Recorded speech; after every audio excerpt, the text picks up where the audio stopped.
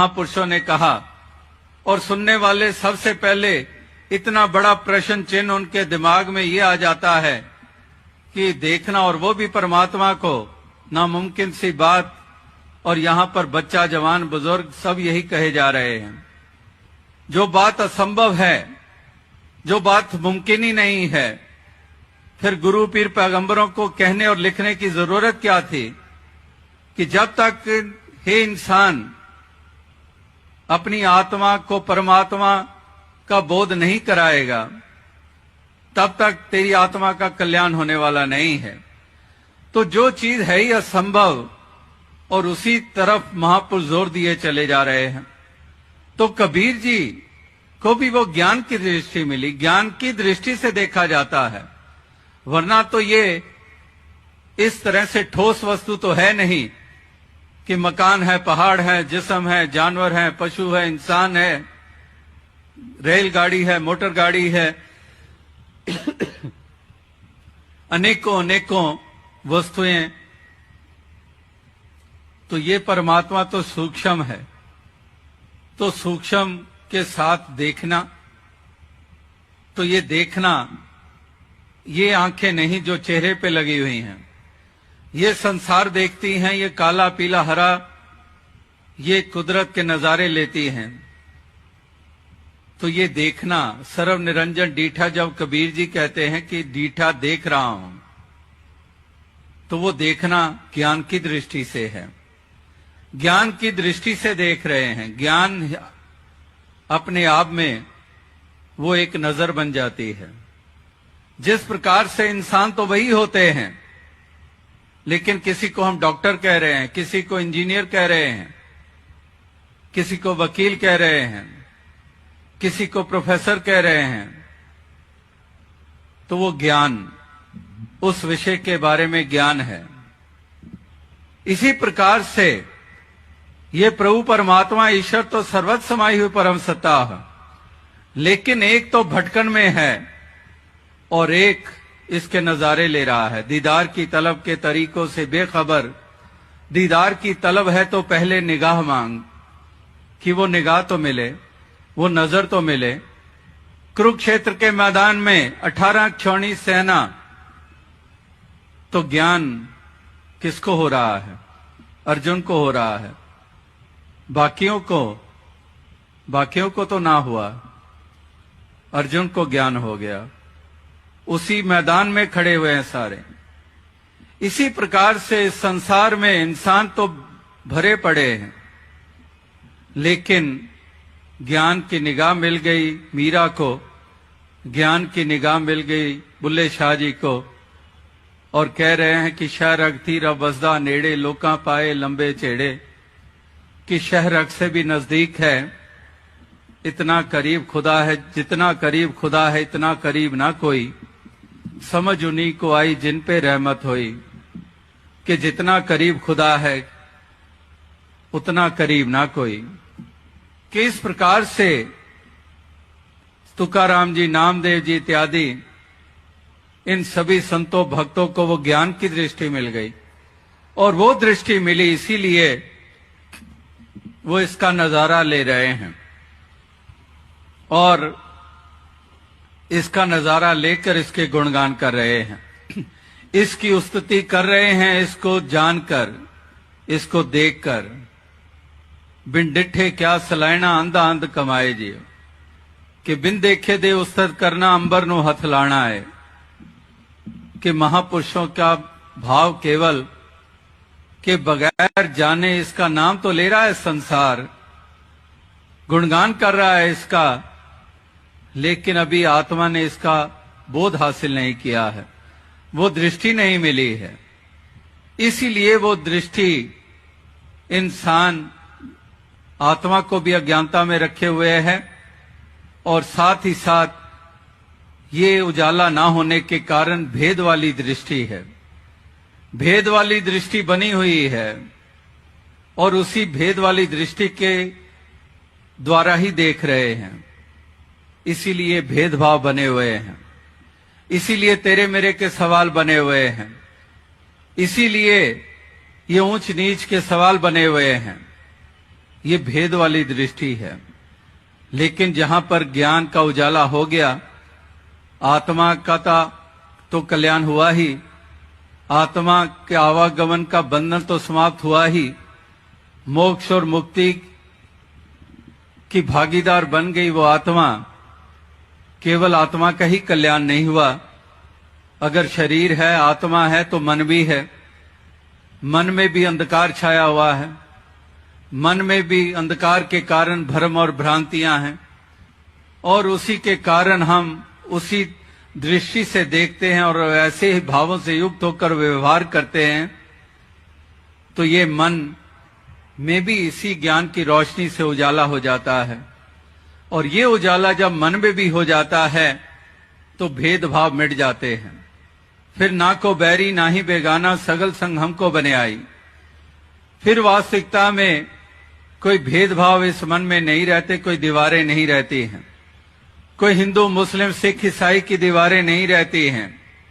एक नूर है सबके अंदर, नर है चाहे नारी है, ब्राह्मण क्षत्रिय वैश्य हरिजन एक की खलकत सारी है। कि फिर वाकई ही वो भ्रम मिट गए।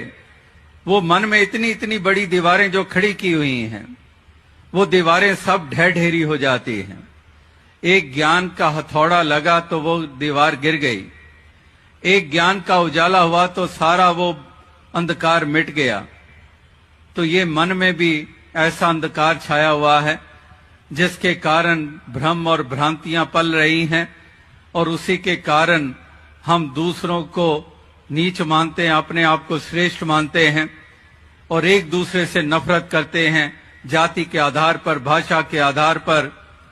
इस प्रकार से नाना प्रकार के कारण खड़े कर लिए हैं और लड़ते मरते चले जा रहे हैं।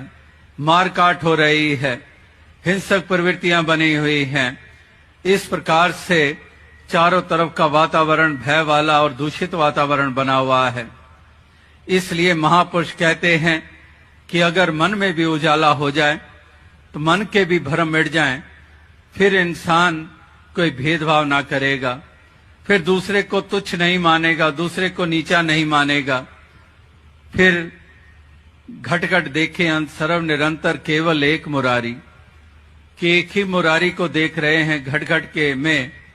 इसलिए कोई भेदभाव नहीं है। एक नूर ते सब जग उपजा, कौन भले को मंदे, कि एक नूर है सबके अंदर, नर है चाहे नारी है।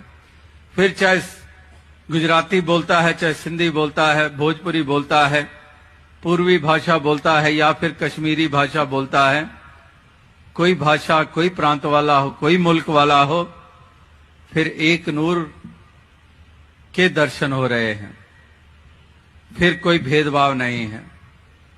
और ऐसी दृष्टि थी तभी तो ये प्रार्थनाएं बनी थी कि सबका भला करो भगवान, सबका सब विधि हो कल्याण। ये भावनाएं कैसे बनी? ये भावनाओं ने प्रार्थना का रूप कैसे लिया? किनके द्वारा? उनके द्वारा जिनको ये नजर मिली, जिन्होंने वो दृष्टि पाई जो भेद वाली नहीं थी। इसलिए सबका भला मांग रहे हैं। किसी हिरण्यकश्यप, किसी रावण, किसी कंस या किसी और ऐसे इंसान के द्वारा कोई ऐसी प्रार्थना अस्तित्व में आ ही नहीं सकती थी। ये प्रार्थनाएं अस्तित्व में आईं क्योंकि वहां पर वो उजाला हो चुका था, वो बोध हो चुका था। इसलिए प्रार्थनाएं कि सबका भला करो भगवान, सबका सब विधि हो कल्याण। वरना तो इंसानों की हालत जो कि वैर वास्तव में उलझे हुए हैं, जो खुदगर्जियों में लिप्त हैं, जो अपने आप को श्रेष्ठ और दूसरे को तुच्छ मानते हैं, वहां पर तो पहला तो यही सवाल कि परमात्मा को क्या महत्व देंगे, और फिर अगर महत्व देंगे ही नहीं तो प्रार्थना का भी सवाल नहीं रहता है। और अगर चलो मान लिया कि परमात्मा के अस्तित्व में यकीन करते हैं, लेकिन उनकी प्रार्थना कुछ और होगी।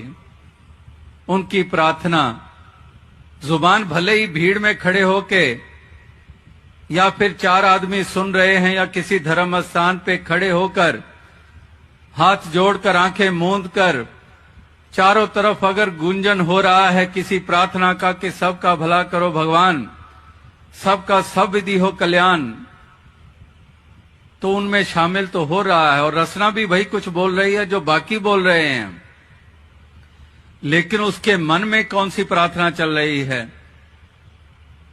कि वो सामने वाले घर का भी सर्वनाश करो परमात्मा, ये जो राम की जय बुलाते हैं इनका खात्मा करो परमात्मा, ये जो अल्लाह कह के पुकारते हैं इनको भगाओ परमात्मा,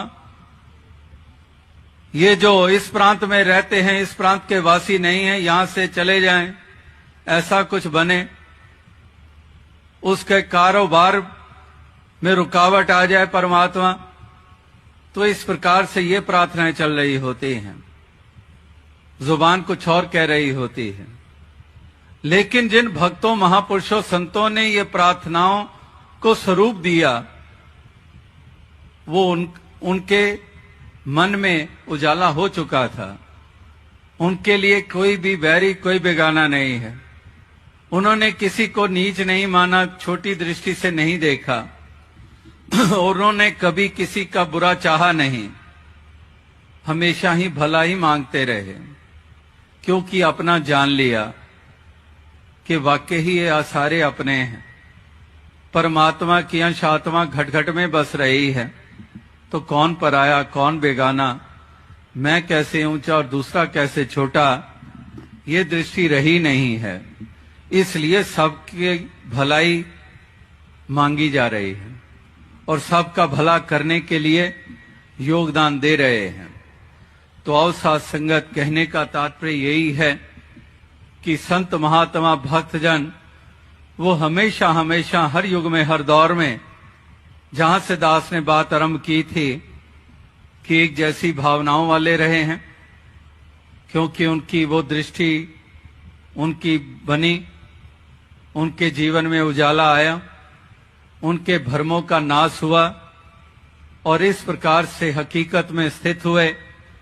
इसी कारण जिन्होंने मोक्ष और मुक्ति को पाया, यानी कि आत्मा का कल्याण हुआ, वहां पर इस लोक की यात्रा को भी तय किया, तो वैर ईर्ष्या नफरत करते हुए नहीं बल्कि प्यार करते हुए, अपनेपन की महसूसियत देते हुए दूसरों को भी, किसी पे जुल्म ना ढाते हुए बल्कि गिरे हुए को उठाते रहे, आंसू पोंछते रहे, लबों को हंसी प्रदान करते रहे।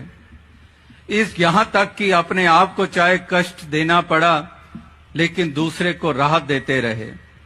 जैसे एक वृक्ष एक पेड़ सारा दिन कड़कती धूप में रहता है, कड़कती धूप पेड़ सहता है लेकिन दूसरे को छाया देता है। इसी प्रकार से महापुरुष भक्त चाहे कितनी भी दिक्कत और ये का सामना उनको करना पड़े, लेकिन दूसरों को ठंडक देते रहे, दूसरों को चैन देते रहे, लबों को हंसी देते रहे, आंसू पोंछते रहे, क्योंकि वही बात कि किसको पराया माने किसको बेगाना माने, हर किसी को अपना मान रहे हैं। और अपना मान लिया, अपना माना इसलिए क्योंकि अपना जान लिया, और जब जान लिया फिर मान भी लिया, और मान लिया तो फिर परायेपन की भावना कहां पर रही, फिर तो सब अपने हैं। इसीलिए ना को बैरी ना ही बेगाना, सगल संग हमको बने आई, किसको कैसर पत्थर मारे कौन पराया है, शीश महल में हर एक चेहरा अपना लगता है। निरंतर हम ये पढ़ते आए हैं, ये सुनते आए हैं, लेकिन संसार में जब हम देखते हैं नजर घुमाकर, ऐसी दृष्टि वाले ऐसी भावना वाले बहुत कम होते हैं। इसीलिए चारों तरफ वैर ईर्ष्या नफरत के अंगार ये शोले भड़क रहे हैं। इसी तरह से कितने नुकसान हो रहे हैं। अपने ही देश में हम देखते हैं कितने नुकसान मिलने को तो आजादी भी मिल गई,